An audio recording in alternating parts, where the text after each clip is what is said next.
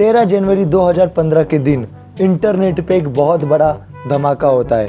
उस दिन हेरा फेरी 3 का अनाउंसमेंट हुआ और इस अनाउंसमेंट में बहुत सारे कैरेक्टर्स रिवील हुए except Akshay Kumar as an actor and Priyadarshan as director, क्योंकि ये दोनों ही इस मूवी के लिए नहीं आना चाहते थे।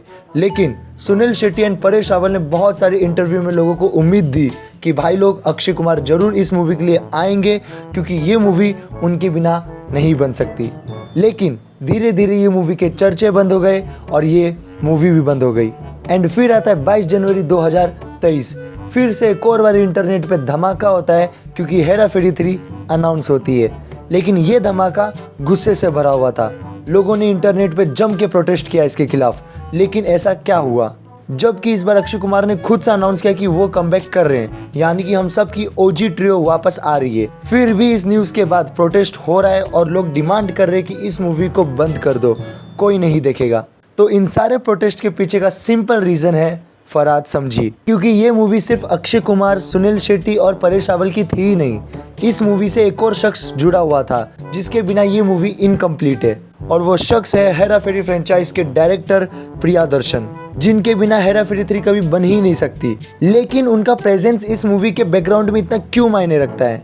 क्यों लोग प्रिया दर्शन से इतना प्यार करते हैं? और लोगों ने इंटरनेट पे इतना जम के प्रोटेस्ट क्यों किया? और इतना प्रोटेस्ट किया कि इस वजह से फरहाद समझी, जिन्हें एक बहुत बड़ा मौका मिला था हेरा फेरी फ्रेंचाइज की माँ बहने करने का, उन्हें किक आउट करना पड़ गया या तो उन्हें किक आउट कर दिया गया। हालांकि अभी तक कंफर्म नहीं हुआ है कि वो ये मूवी से बाहर जा चुके हैं। तो ये दंगे एक डायरेक्टर के लिए देखकर कुछ लोग ऐसे होंगे जिनको समझ नहीं आ रहा होगा कि एक डायरेक्टर के लिए लोग इतना पागल क्यों है। उन्होंने ऐसा क्या ही कर दिया कि लोग उनके बिना हेरा फेरी 3 को इमेजिन ही नहीं कर पा रहे। कौन है ये अमरेंद्र बाहुबली?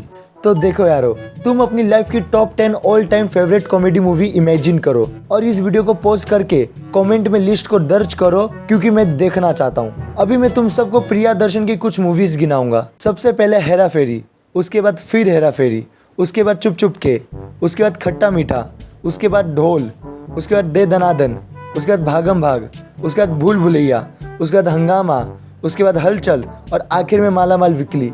अब इसमें से तुम्हारी लिस्ट में कितने मूवीज है वो चेक करो, और अगर नहीं है तो तुमने अभी तक कॉमेडी मूवीज को एक्सप्लोर ही नहीं किया है। प्रिया दर्शन एक ऐसा डायरेक्टर है जिन्होंने इंडिया में सिचुएशनल कॉमेडी का दौर लाया था, और ये चीज गोविंदा जैसे लेजेंडरी एक्टर को बहुत भारी पड़ा था। और उसके पीछे क्या रीजन है मैं डिटेल में उसके ऊपर एक वीडियो बनाऊंगा।